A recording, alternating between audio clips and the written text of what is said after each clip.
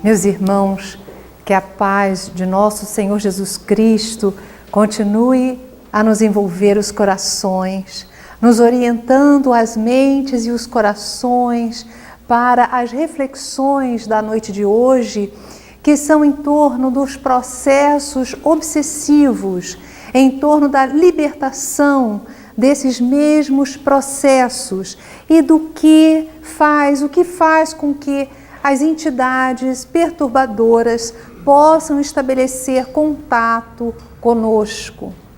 Em realidade, graças ao trabalho do professor Hippolyte Léon Denisard Rivaio, que adotou o pseudônimo de Allan Kardec, nós tivemos a grata oportunidade de conhecer mais de perto fenômenos que antes eram tidos como bruxaria, eram tidos como misticismo, mas Allan Kardec, tendo empregado o processo metodológico, científico, como instrumental de conhecimento deste objeto de pesquisa, que é a interferência entre a espiritualidade e a materialidade, nós conseguimos chegar a um entendimento maior do que sejam estes processos de interferências espirituais na nossa vida.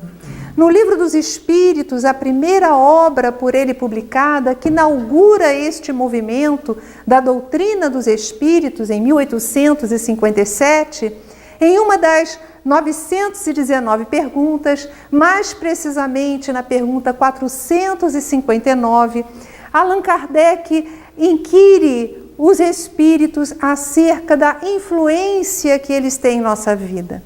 Ele faz essa pergunta diretamente: influem os espíritos na nossa vida? E a resposta nos toca profundamente o coração. Eles dizem: as mais das vezes são eles que vos dirigem. Vejamos, meus irmãos, tamanha influência que os espíritos têm sobre nós sem que nós nos demos conta disso. As mais das vezes são eles que vos dirigem. Agora, é muito interessante que Allan Kardec, ele nos explica quem são os espíritos, porque a primeira notícia pode nos parecer que os espíritos são seres à parte da criação, criados por Deus e que pululam no universo. Em verdade, os espíritos pululam no universo. No entanto, os espíritos são como nós, porque nós somos espíritos. Não há diferença. A única diferença que existe é que nós somos espíritos enraizados em um corpo físico durante um tempo.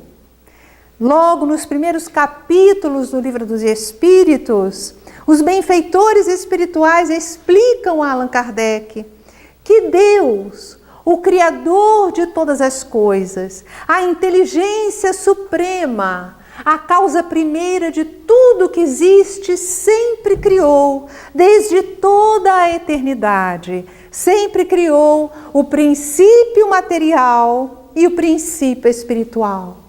Toda a matéria que existe é transformação deste princípio material, deste fluido cósmico universal. E os espíritos são, na realidade, a individualização do princípio inteligente que necessita do contato com a matéria para o seu processo evolutivo.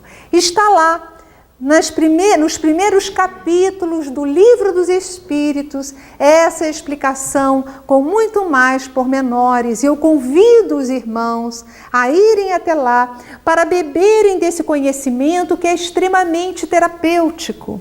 Porque quando nós nos damos conta de que, em realidade, nós não somos seres materiais, mas seres espirituais, durante um tempo em contato com a matéria, para que possamos caminhar em nosso processo evolutivo, e que durante um tempo estamos fora do corpo, um tempo no corpo, até que cheguemos a um momento no qual não haverá mais necessidade da encarnação.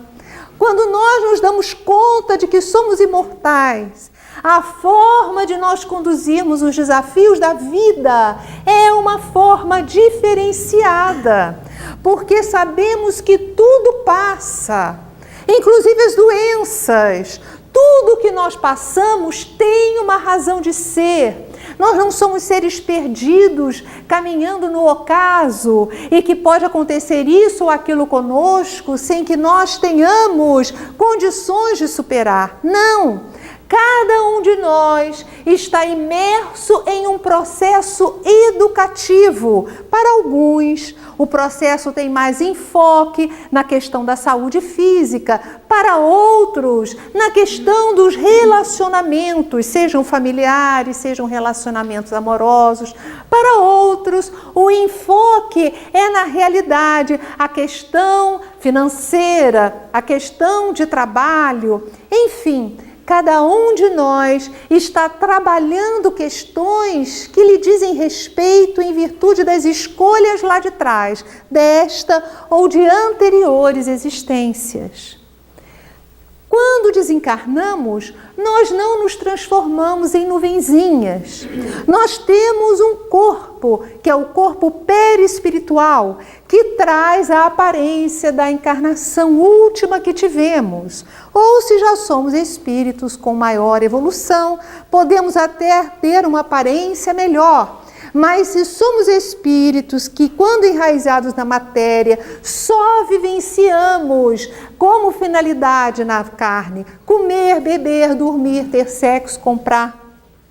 Se vivemos apenas para isso, quando nos desligamos do corpo físico, estaremos com superativação das áreas do nosso perispírito, que são áreas instintivas, áreas mais ligadas à materialidade. Portanto, a nossa aparência será diferente para pior. Mas nos falam os espíritos, então, que quando nós desencarnamos, nós continuamos a ser o que somos. Não vamos nos transformar em anjos nem em demônios. Aliás, Allan Kardec tem uma obra fantástica, O Céu e o Inferno, que trata exatamente dessas explicações. Na realidade, antes de serem lugares determinados, o céu e o inferno são estados da alma. E anjos e demônios, em realidade, são estados de espírito. Na realidade, os demônios são apenas espíritos. São pessoas que se transformam em antagonistas de tudo e de todos. São pessoas insatisfeitas, que ao desencarnarem, procuram aquelas que lhe tenham alguma semelhança vibratória, ou então procuram perseguir aqueles que lhes foram desafetos. Então, na realidade, não existe o diabo como a figura mitológica de chifres e de rabo. Existe sim seres humanos, sem o corpo, que estão enfermos, porque odeiam, e o ódio lhes traz toda a animalidade e lhes retém a retaguarda de tal sorte que eles nem conseguem perceber a espiritualidade mais avançada que lhes está ao derredor. Isso porque muitas vezes nós pensamos, aqui não tem espiritualidade ao derredor, mas os benfeitores explicam a Allan Kardec que nós estamos imersos no mundo espiritual. Não é o mundo espiritual lá em cima e o mundo material aqui embaixo. Todos estamos unidos no processo. Espíritos estão em todo canto, na nossa casa, aqui, espíritos bons, espíritos com más intenções. Então, como fazer para que os espíritos perturbadores não adentrem o nosso ambiente doméstico? Mantendo o ambiente em uma vibração que lhes não esteja em consonância, colocando músicas elevadas que tragam bem-estar, equilíbrio, trazendo para a nossa vida do dia a dia toda a alegria e o bem-estar que nós desejamos para a pátria espiritual. Então iremos espiritualizando a vida, selecionando os programas que vamos assistir, selecionando as músicas que vamos ouvir, selecionando as palavras que vamos emitir, porque as palavras induzem vibração. São as nossas expressões na vida que vão definir a ligação eletromagnética com os espíritos que pululam ao nosso derredor. Que expressões são essas na vida? Aquilo que nós falamos, aquilo que nós pensamos, aquilo que nós sentimos. Mas, Yasmin, é tão difícil pensar no bem o tempo todo. Claro, não é fácil, até porque nós estamos imersos em uma rede na qual os pensamentos estão por aí. Os pensamentos dos encarnados e os pensamentos dos desencarnados. Então, nos basta identificar o pensamento, que muitas vezes brota de dentro, outras vezes vem de fora, e aí analisá-lo e pensar, é justo eu mergulhar neste pensamento? Yasmin, então eu não posso pensar coisas erradas? Olha só, muitas vezes nós temos que pensar pensamentos que não são agradáveis. Se eu estou diante de um desafio financeiro, se eu estou diante de um problema de trabalho, se eu estou diante de uma dificuldade de relacionamento afetivo, ou um relacionamento profissional, ou um relacionamento de amizade, eu vou ficar angustiado, é lógico, enquanto eu estiver analisando aquele pensamento. Leon Denis nos fala que o pensamento é atrativo, o pensamento é uma força que atrai. Mas enquanto eu estou analisando aquele pensamento, aquela situação, eu não estou atraindo mal, eu estou fazendo uma análise para a compreensão daquela situação, a fim de que eu possa transmutá-la e superá-la. Então, se alguém está com um problema, digamos, vou dar um exemplo de algo que não existe. Um problema financeiro, coisa que não existe, né?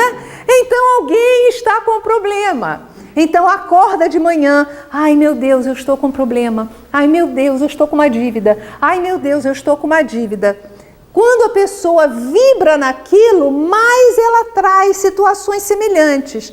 Mas se ela começa, meu Deus, eu estou com uma dívida, eu tenho que resolver isso. O que eu vou fazer para resolver?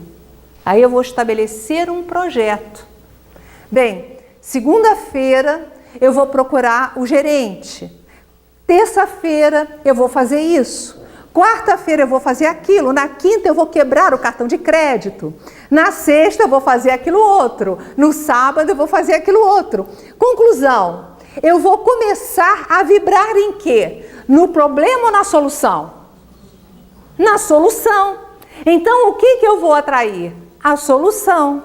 Da mesma maneira, se eu estou com alguma dificuldade no meu relacionamento, seja um relacionamento no trabalho, um relacionamento amoroso, um relacionamento de amizade, eu estou com uma dificuldade de encaminhar esse processo de relacionamento que está me causando dores, está me causando angústias. O que eu faço? Então eu vou identificar o problema. Eu não vou estar atraindo problema quando eu quero identificar para analisar. Aí eu oro, abro uma página do Evangelho, peço, evoco a presença de Jesus, do meu anjo de guarda, para que clareie a minha visão e para que desfaça possíveis influências perturbadoras naquele relacionamento. Peço para que eu consiga fazer com que as minhas palavras tenham eco naquele coração. Porque quantas vezes, meus irmãos, nós falamos alhos e as pessoas ouvem bugalhos. Não é verdade? Nós falamos e a pessoa entende tudo ao contrário. E quanto mais desejamos esclarecer, parece que mais a pessoa se afasta ou tenta até desfazer ou criar dubiedades na nossa posição. Quando sentimos que está havendo isso, é necessário uma parada, um estacato. Observarmos que precisamos de um recurso espiritual, que nos favoreça, que desfaça energias perturbadoras que podem ter se instalado naquela relação. Então nós oramos, pedimos a permissão do alto para que nós consigamos chegar àquele coração. Às vezes é um familiar, às vezes é um filho, às vezes é o marido, ou é a esposa, ou é a sogra, ou é a nora. Às vezes parece que entram dificuldades ali, quando antes era só facilidades, amenidades. Então vamos trabalhar espiritualmente. Vamos na casa espírita, no momento do passe, no momento da oração. Vamos canalizar energia através do pensamento para que a pessoa possa receber aquela luz. E aí perguntamos mais tarde, o que eu posso fazer? Qual vai ser a minha abordagem? E aí a inspiração vem. E aí os benfeitores espirituais já podem trabalhar a questão. Por quê? É necessário nós pedirmos. Ora, os benfeitores não sabem que nós estamos com tal ou qual dificuldade? Kardec faz essa questão no capítulo Pedi e Obtereis do Evangelho segundo o Espiritismo. E ele diz, algumas pessoas dizem que não adianta orar, porque Deus sabe o que a gente necessita. Ele é onisciente. No entanto, Kardec vai discorrendo e nos ensinando que nós temos como atributo, como espíritos imortais, o livre-arbítrio. Quando nós evocamos a presença de Deus para tal ou qual desafio pelo qual estamos passando, nós estamos abrindo caminhos para que o amor divino entre. Os benfeitores espirituais, eles respeitam o nosso livre-arbítrio. Então, na realidade, quando eu oro, eu estou me abrindo para receber todo o amparo que os benfeitores me desejam oferecer. Vimos então, meus irmãos, que como somos todos espíritos, uns encarnados, enraizados num corpo, outros desencarnados, existe no plano espiritual pessoas, ou seja, espíritos de boa vontade, espíritos luminosos, que já venceram muitos desafios e que já alcançaram patamares de sabedoria e evolução. No entanto, existem os espíritos que Kardec, no item 100 do Livro dos Espíritos, num estudo fabuloso, classifica como espíritos imperfeitos, espíritos que invejam, espíritos que não desejam que caminhemos juntos, espíritos que têm semelhança de gostos, muitas vezes, que se aninham junto a nós porque gostam, apesar de estarem desencarnados, de coisas que nós gostamos. Quando vemos os bares, quando eu estava bem adolescente, isso já faz muito tempo,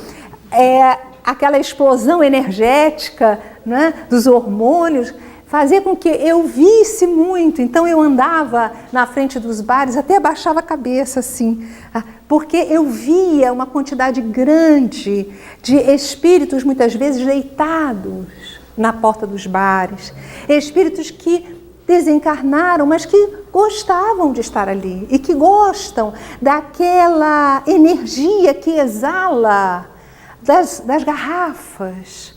Então, uma pessoa que frequente esses lugares, ao ir para casa, ela nunca vai só.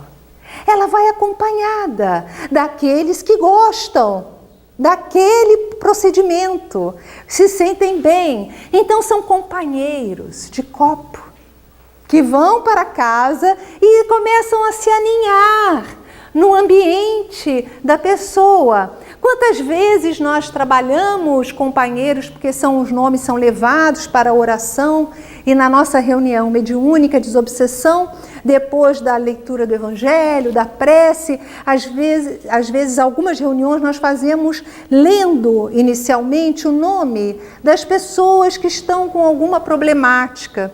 E aí, quando falamos o nome de determinadas pessoas, fazemos uma prece pedindo aos benfeitores a intercessão por esses irmãos necessitados. E quando tem um problema de alcoolismo, geralmente vem através dos médiuns irmãos desencarnados que estão ali e dizem: mas eu não sou obsessor, eu não persigo ele é meu companheiro, é meu amigo de bar. Nós gostamos da mesma coisa, bebemos no mesmo copo, somos amigos, vocês querem me tirar dali, num lugar que ele gosta da minha presença e eu adoro a presença dele? Então nós vimos a dificuldade, porque é uma obsessão que a doutora Marlene Nobre, presidente e fundadora da Associação Médico Espírita, já desencarnada, ela qualifica numa obra fantástica dela, A Obsessão e Suas Máscaras, como uma obsessão partilhada. O próprio encarnado é meio obsessor do desencarnado e o desencarnado está ali porque é amigo. É uma semelhança de gostos. É o que Kardec, lá no final do Evangelho, numa análise dos espíritos que nos circundam, uma análise dentro de uma prece, que antecede uma prece, aquele capítulo de preces espíritas que fala sobre preces ao anjo da guarda. Então, Kardec fala que junto a nós temos o nosso anjo de guarda, que é aquele espírito que se responsabilizou diante de Deus para nos guiar pelos caminhos da vida como um pai. Mas existem também junto a nós espíritos familiares desta e de outras existências, que não são espíritos puros como o anjo de guarda, mas que não são menos bons e magnânimos e que desejam muito nos auxiliar nas nossas questões da vida. Mas nós também atraímos os espíritos simpáticos, que se nos ligam por semelhança de gostos. É o caso da obsessão partilhada. Kardec, a primeira pessoa que falou num tom e utilizando uma metodologia científica, como eu falei no início, estudando esse assunto, foi Allan Kardec. Além do Livro dos Espíritos, ele inaugura no Livro dos Médiuns, com a sua metodologia científica, um estudo pormenorizado acerca das obsessões. E ele faz uma classificação. Ele diz que existem graus obsessivos. Ele começa dizendo que existe a obsessão simples, aquela que o obsidiado tem a verdadeira noção de que está sendo perseguido, que há algo estranho, que ele tem uma vontade, muitas vezes, muito forte de beber, ou ele tem uma raiva quando chega perto de alguém que lhe é caro, ou então a pessoa chega na sua própria casa e sente uma irritação que não sabe de onde vem, ou no trato com um familiar, ou com um filho, ou uma esposa, ou um marido. Então a pessoa percebe que tem algo estranho no ar, ou uma perseguição estranha no trabalho. Então ela sabe. E aí é só utilizar dos mecanismos que a doutrina espírita, das ferramentas que a doutrina espírita nos traz. Mas existe também a fascinação. A fascinação é quando a pessoa não se dá conta de que aquela é uma entidade malfazeja.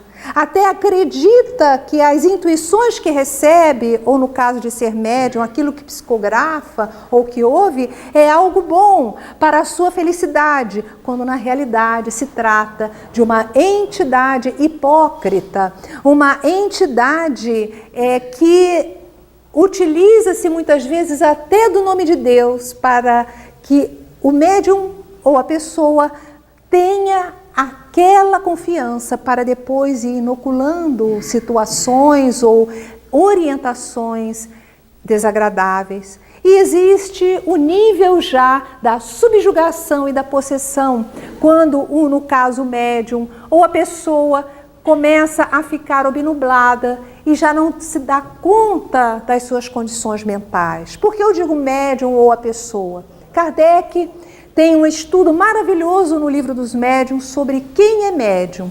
E ele diz que todos nós somos médiuns, uns mais e outros menos. No entanto, ele utiliza a terminologia médium mais para aqueles que apresentam essa faculdade de maneira ostensiva, com uma certa permanência, porque todos nós, de vez em quando, temos sonhos premonitórios, temos intuições, às vezes olhamos e vemos uma entidade passando, mas aqueles que têm essa faculdade de maneira mais ostensiva, é a eles que Kardec se refere como médiuns. Ele continua nas suas obras fantásticas os estudos acerca da obsessão. E nós hoje vamos ler rapidamente um pequeno trecho do livro A Gênese, no capítulo 14, lá no item 45. Ele fala sobre as obsessões e possessões.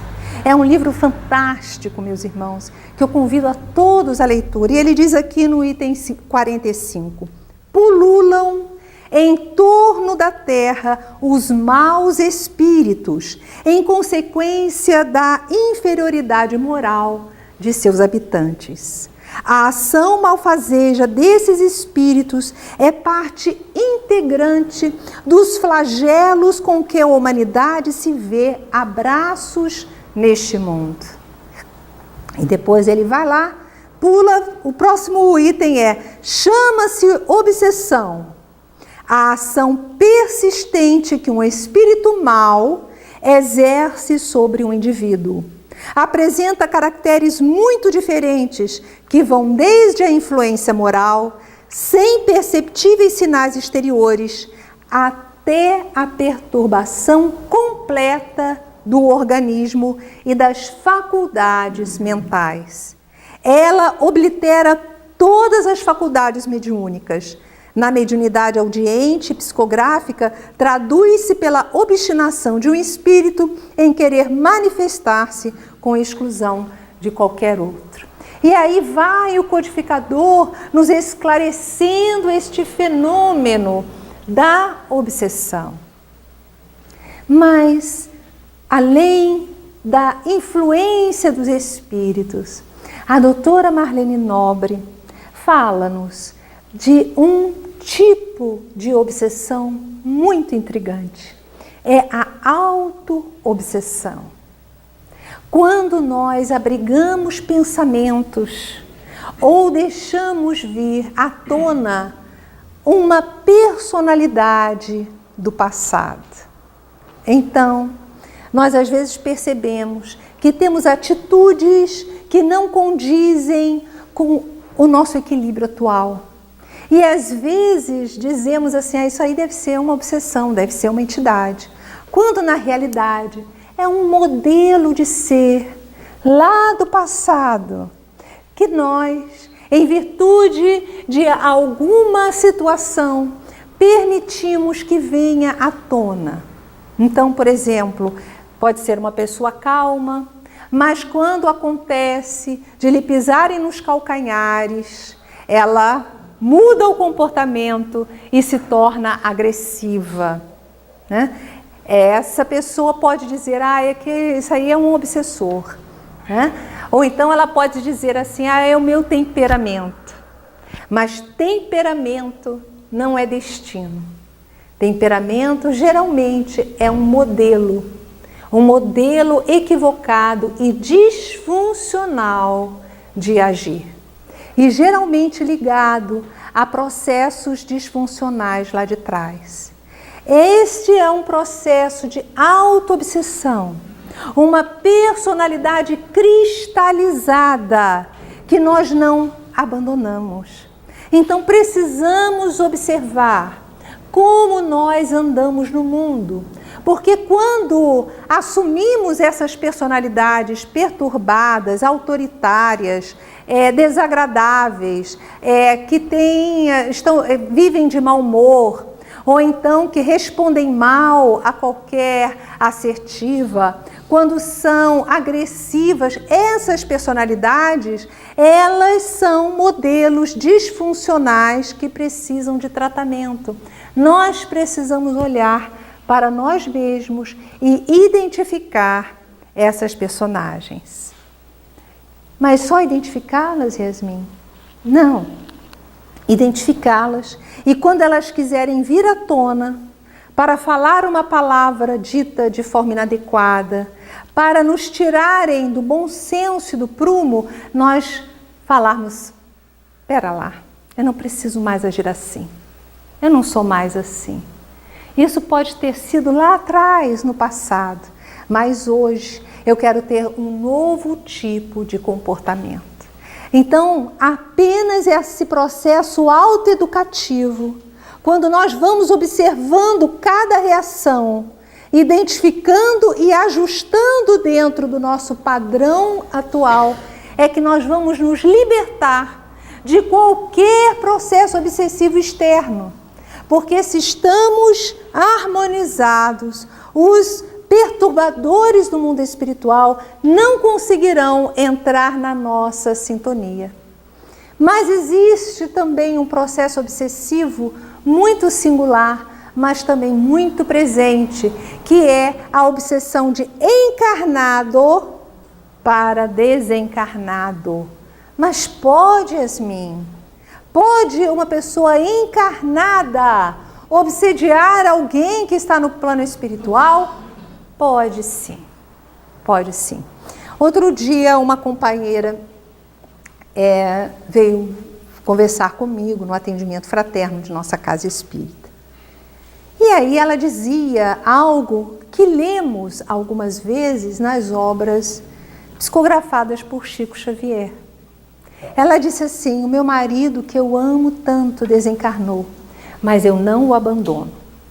Todo dia eu evoco ele. Eu digo: fulano, eu te amo, por isso não me abandone, não saia daqui de casa. Eu conto com você, me inspire, faça isso. Isso o que é? É um processo obsessivo. Ela não libera o companheiro para que ele possa prosseguir nas suas experiências. Porque se a pessoa desencarna, é porque fechou o seu ciclo aqui. Será que nunca mais nos veremos? Claro que nos veremos. Poderemos nos encontrar no plano espiritual, mas eu não posso todo dia ficar evocando a pessoa para me ajudar. E ela até me falou: olha, eu tinha perdido a minha tesourinha em casa, eu evoquei ele. Eu disse: olha só, agora você está me ajudando muito pouco, vem aqui fulano me ajudar. Eu falei: meu, misericórdia, coitado desse homem. Agora ele vai vir do plano espiritual procurar a tesourinha. Ela deve estar perturbando o companheiro, porque Kardec nos explica que nós estamos mergulhados nesse fluido universal. Esse fluido carrega o nosso pensamento. Se ele está bem equilibrado, essa perturbação mental da companheira não vai lhe prejudicar. No entanto, se ele estiver fragilizado, preocupado, como acontece? Quantas vezes nós desencarnamos, mas preocupados, né? Natural, com aqueles que nós deixamos na retaguarda, não é? Preocupados com o marido ou com a esposa, com os filhos. Se ele ainda estiver muito ligado a essa preocupação, amargurado com esse desligamento, ele vai ser muito perturbado. Ele vai se sentir mal toda vez que ela o evocar. Portanto, quando nós estivermos orando pelos nossos amores que já partiram, vamos observar se estamos fazendo uma oração ou uma evocação. Mas qual é a diferença, Yasmin? Evocação é quando nós fazemos como essa senhora fez, o nome da pessoa. Fulana ou fulano, e aí a gente imagina a pessoa como se ela estivesse na nossa frente. O que nós estamos fazendo? Uma evocação. A oração é diferente. Nós nos reportamos a Jesus.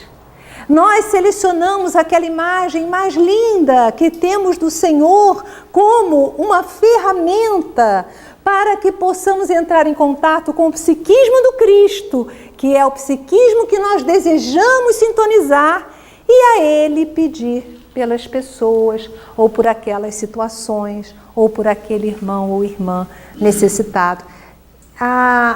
É diferente. Então, quantas pessoas chegam para mim e dizem: Yasmin, eu não rezo mais com as pessoas não, porque eu me sinto mal depois. Ora, prece não dá para se sentir mal. Então, a gente tem que avaliar como está sendo realizada esta prece. Será que eu estou evocando? Não é?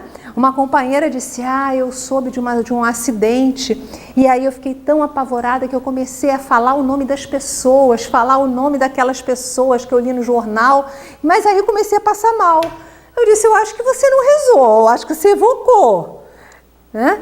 Então, pense no Cristo, localize a sua mente nos benfeitores espirituais, evoque a presença deles e peça pelos irmãos necessitados. Pode pedir para todas as situações da vida.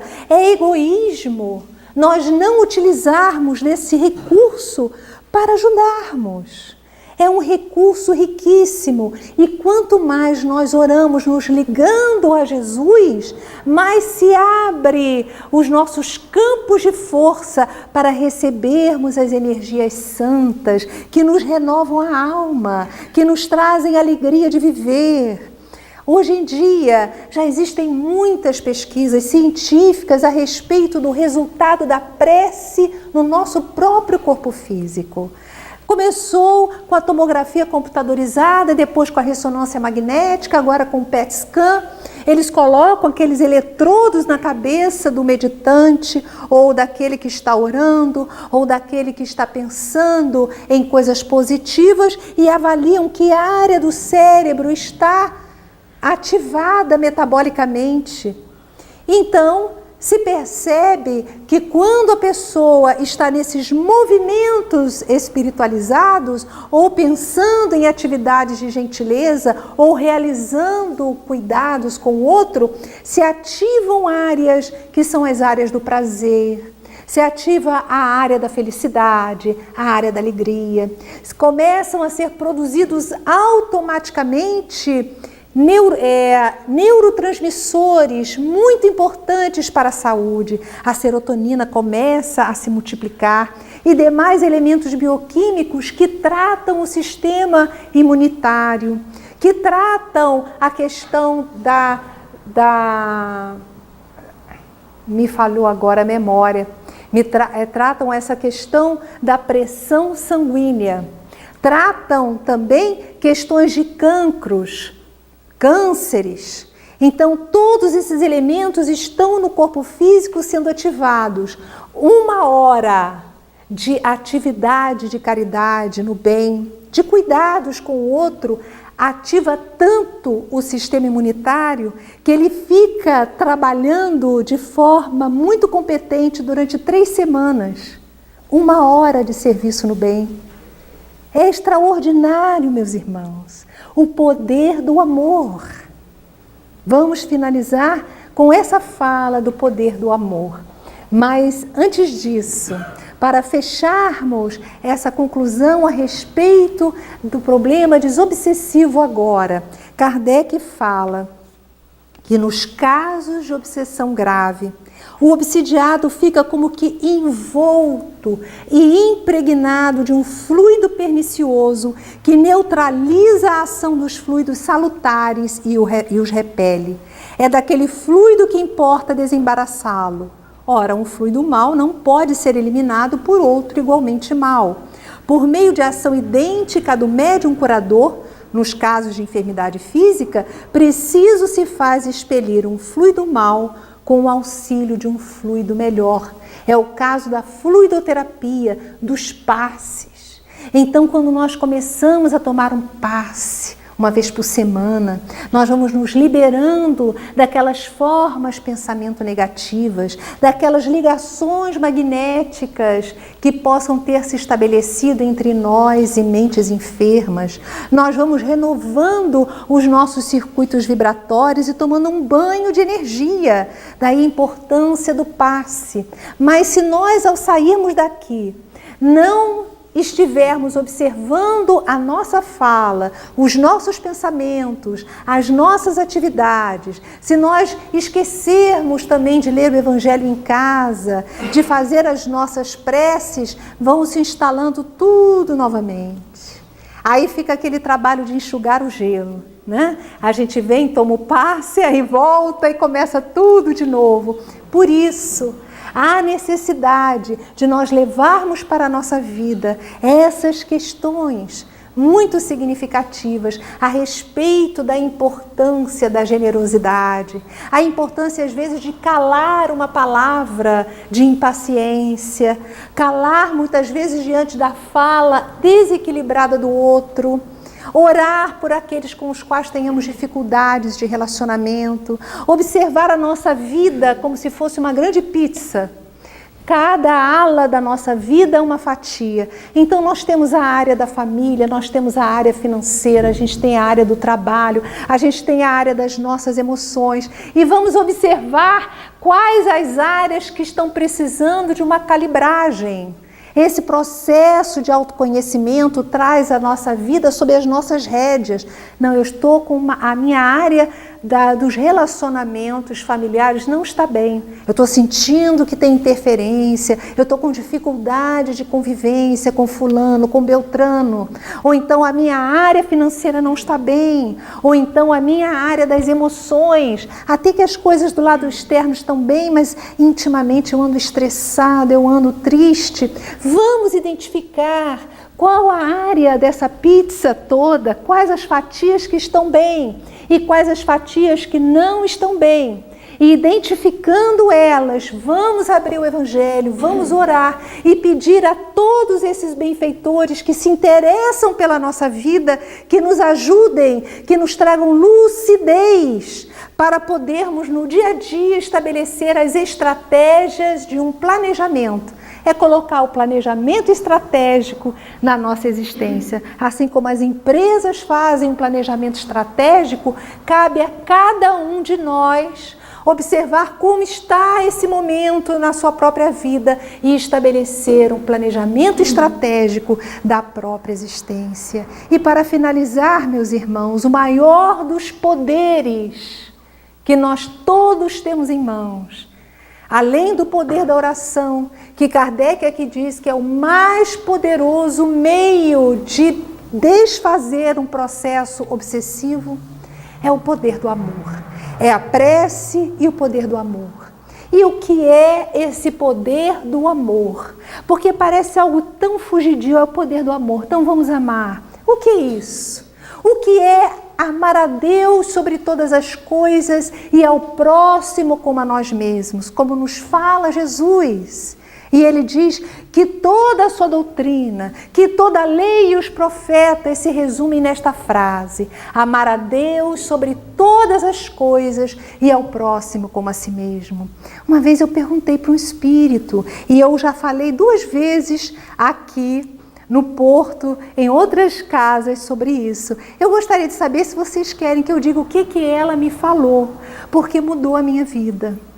Eu perguntei para Maria Clara, uma das mentoras da nossa casa espírita, no final de uma reunião mediúnica, na qual ela se apresentou, e eu, como Kardec explica no livro dos médiuns, no capítulo sobre evocações, ele fala das perguntas que se pode fazer aos espíritos. Eu não vou perguntar se eu vou ganhar na loteria, eu não vou perguntar o que eu vou fazer para encontrar um tesouro, mas eu vou perguntar sobre os maiores tesouros, que é como entender bem as questões da existência. Então eu tenho sempre uma opção de perguntinha na minha manga, e aí quando chega um benfeitor, eu, com licença, já que o senhor está aqui, eu tenho uma pergunta, e aí lá vou eu faço as minhas perguntas. E eu gosto de compartilhar essa pergunta. Eu vou até chegar perto de vocês, talvez tenha que mudar, né, Rodolfo? E aí eu pergunto, tá bom aqui? Aí eu perguntei para ela, o que é amar a Deus? Sobre todas as coisas e ao próximo como a mim mesma. Como é que eu amo o próximo? Jesus, ele nos dá uma parábola fantástica. O próximo foi aquele que viu aquele irmão ali caído. Então eu já tenho uma pista fabulosa. Mas como é que eu vou amar a Deus se eu não o encontro caído? Não é? É difícil. Vocês querem que eu diga o que ela falou? Sim ou não? Sim ou não? Sim. Ah, então tá. Então eu vou falar. Eu até brinco e digo que eu me considero nesses momentos uma fofoqueira no plano espiritual. Eles falam lá e eu corro, olha só, gente, o que ela falou. E é assim que eu me sinto feliz. E aí ela me disse que no atual estágio que nós nos encontramos, amar é sinônimo de cuidar. Então, toda vez que eu cuido de alguém, Toda vez que eu cuido de alguma situação, eu ativo dentro de mim uma energia curadora. E os cientistas, os neurocientistas, com o tal do PET scan, já chegaram a essa conclusão. Há uma explosão de luzes no nosso cérebro quando nós temos uma ação de generosidade, quando nós ajudamos alguém. E aí ela disse que nós ajudamos a Deus, amamos a Deus quando cuidamos dos seus filhos, quando cuidamos generosamente da natureza. Não usar demais a água, é ter os cuidados. Eu posso amar o centro. Se eu chego aqui, e ela deu esse exemplo, são práticos os espíritos luminosos, eles não são prolixos, eles são objetivos. Ela disse, você pode amar o chão. Eu amar o chão? Pode. Porque se você entra na casa espírita, você pega um papel de bala, chupa uma bala e joga no chão, você está amando? Não. Mas se você entra, por exemplo, numa casa de banhos, e ao sair da casa de banho ela está mais ajeitada do que quando você entrou, você está explodindo de energia curadora no seu corpo. Então, meus irmãos, quando nós observamos alguém necessitado, quando nós acarinhamos alguém, quando nós dizemos bom dia, não importa que o outro não queira responder. Certa feita, um companheiro falou com o Divaldo Franco, esse médium baiano, que daqui a pouco, alguns dias, estará aqui, uma pessoa dedicada ao próximo. O Divaldo tem um caso assim bem interessante. Ele, anos a fio, dava bom dia a um jornaleiro que vendia jornais e revistas bem em frente à Mansão do Caminho. Então ele ia lá, comprava o jornal e dizia bom dia. O rapaz nunca respondia, nunca. Aí um colega, um companheiro espírita falou para o Divaldo, você ainda fala bom dia para esse rapaz? Ele nunca te responde. Ele disse, mas ele não responde, problema dele. Mas eu sou educado, eu falo bom dia e eu fico explodindo de energia. Então, quando nós falamos bom dia, há uma mudança nas moléculas da água dentro de nós. Quem estudou isso foi o Dr. Masaru Emoto. Fantástico. E também tem as pesquisas do professor, doutor Sato, da Universidade de Kyoto, no Japão, já vendo a questão neurológica, como nós mudamos neurologicamente, o próprio cérebro muda a sua fisiologia, o cérebro muda. Quando nós começamos a assumir um novo modelo, a partir de agora eu vou cuidar. Se aquela cadeira estiver fora do lugar, eu vou cuidar. Se a bica estiver meio aberta, eu vou cuidar. Se um irmão estiver necessitando, eu vou ouvi-lo. Não quer dizer que eu vá solucionar a vida dos outros. Não é esse o meu papel. Substituir o outro nas funções que ele próprio tem de organizar a própria existência. Mas eu posso ouvi-lo. Eu posso orar por ele. Eu posso sorrir. Eu posso dar bom dia sem esperar. Essa é a questão. Porque nós muitas vezes ficamos aguardando que o outro nos trate com a mesma consideração que nós dispensamos a ele. No entanto, cada um tem o seu modelo, funcional ou disfuncional. Se eu só for fazer o bem, se o outro estiver equilibrado, quando é que eu vou fazer o bem, gente? Eu vou aguardar o mundo ser equilibrado para eu começar a fazer o bem? Eu vou aguardar os meus familiares serem perfeitos para eu começar a tratar todos muito bem? O problema é de cada um. Eu sou espírita, eu quero amar. Se o outro ainda não consegue, eu vou orar por ele, mas ele vai ter que fazer as próprias opções. Eu não posso obrigar o outro a agir como eu. Eu posso orar por ele e ajudar, porque ninguém muda ninguém, mas ninguém também consegue superar as próprias dificuldades sozinho. Então a gente ajuda, mas sabendo que cada um tem seu tempo. A grande missão de cada um de nós é o processo evolutivo.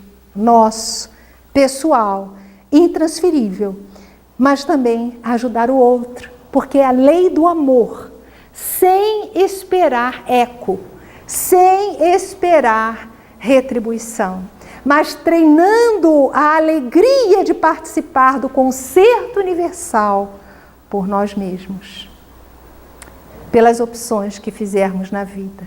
Meus irmãos, que Jesus nos abençoe, que os benfeitores espirituais nos tragam a força para que, com decisão, possamos prosseguir itimoratos no caminho da luz.